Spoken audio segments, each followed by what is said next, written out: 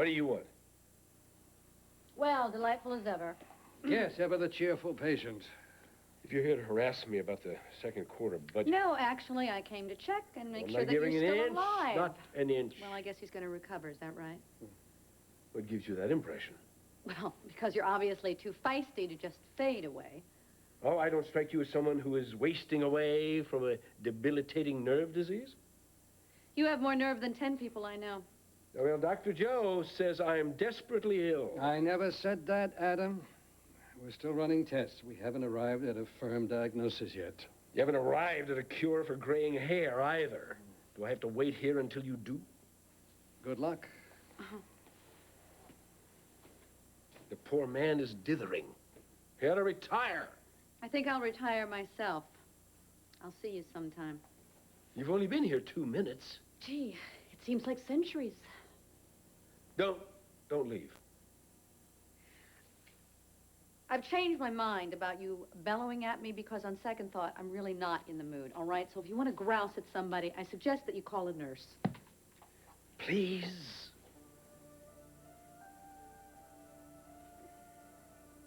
I'm sorry. I haven't thanked you yet. You were an angel of mercy yesterday. Oh, any clod can dial 911, you know.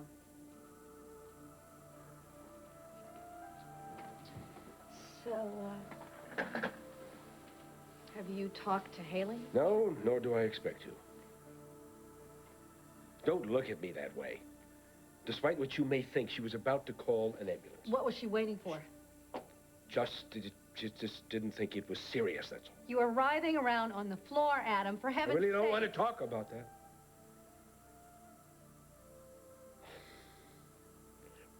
Brooke, you've been amazingly generous with me lately. I would like to impose on your generosity once again. What do you want now? Favor. Not for me. For Gloria. Goes to the grave every day. What is so odd about that? Well, nothing in itself. But along with other things that... What other things? Well, they're hard to pinpoint. It's just a feeling. Brooke, talk to her and you'll see. What should I talk to her about? What she does at the cemetery? Well, I don't know how to handle it any way you want, but will you try? Find out what's going on with her. Adam, why don't you ask her? She won't let me in. She's formed a barrier. She won't let me past it. She still won't talk to me about Anna. After all these months, don't you find that a little strange? I'm telling you, Gloria is not herself. For a woman who has had a baby who just died, I think that Gloria is in remarkable shape. On the surface, maybe. But underneath, no. No, she's got something wrong. Gloria is in trouble. All My Children. It's more than a storyline. It's a legacy. Gloria has changed. Loss changes people. No, not fundamentally it doesn't. No, not like this. The woman I'm living with is not the woman I married. You know, would you just stop and think about it for a moment, Adam? I mean, even before the things that Gloria had to deal with, even before Anna's death. I mean, if she were this carefree girl that you married, then you would have something to worry about. Gloria is not carefree. Even as a girl, she wasn't carefree, not with a mother of hers. Gloria is a passionate woman who feels things very, very strongly. Now, where are those feelings? They're suppressed, that's where they are. They're buried. Gloria is not dealing with her grief. Gloria is dealing with her grief in her own way. No, she's not. She's blocking it. Why do you say that? For one thing, she never cries. How do you know? Because I've never seen her. Well, that doesn't prove anything. We live in the same house. How do you explain that I've never once seen tears in her eyes? Is that normal? You know, I have told you, and I've told you, there is no one way that people grieve. Brooke, You sobbed yourself to sleep for months after Laura died. I did. Don't you remember?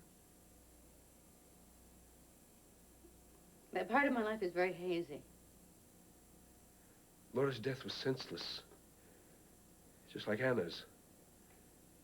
But yet you did all sorts of things to get rid of your grief and your rage. You joined Mothers Against Drunk Drivers, for one. I had to do something, Adam. I had to do something to get it out. That's my point exactly. Gloria is not getting it out. So what?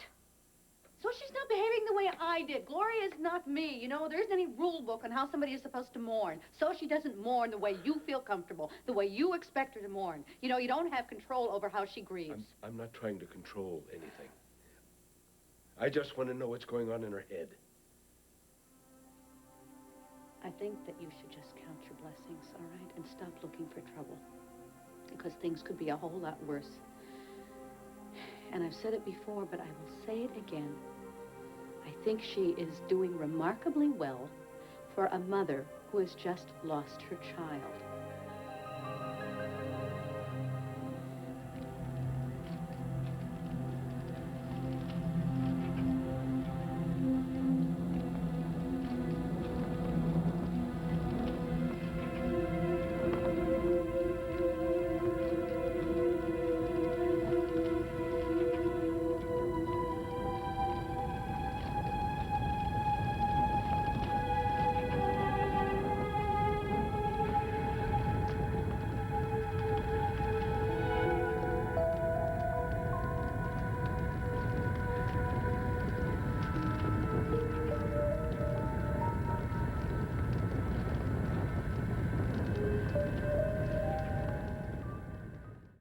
To leave? Well, I have a magazine to put to bed, not to mention a little boy. So.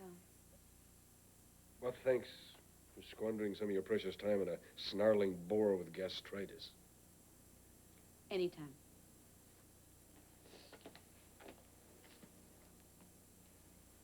Adam, what's the matter? What do you mean, other than the fact that my stomach is turned against me? I'm worried about Gloria. That's what's the matter. No, there's more. Oh, well, why don't you just read my mind and tell me what it is? All right. That, nerve disease I mentioned. Well, that was a joke, right? No, hardly. It's called the Guillain-Barre syndrome or something like that. I could be paralyzed in a matter of days. Permanently? Joe says it's treatable. I can't face that. Not again. Adam, you're very strong. No, I'm not. I'm a sniveling coward. I found that out after the accident. I couldn't face that wheelchair. It brought out all the worst in me. I drove my wife into another man's arms and single-handedly destroyed my marriage. Do I have to do that again? If that happens again, you'll show yourself and Gloria how much you've grown. And you won't push Gloria away this time. And you'll accept her love and her support. I'm supposed to be supporting her. You and Gloria will pull together. And you'll hold on to each other, and you'll tough it out. I mean, isn't that what, for better or for worse, is supposed to be about? I thought you had errands. Well, they didn't take as long as I thought. Oh. You smell like smoke.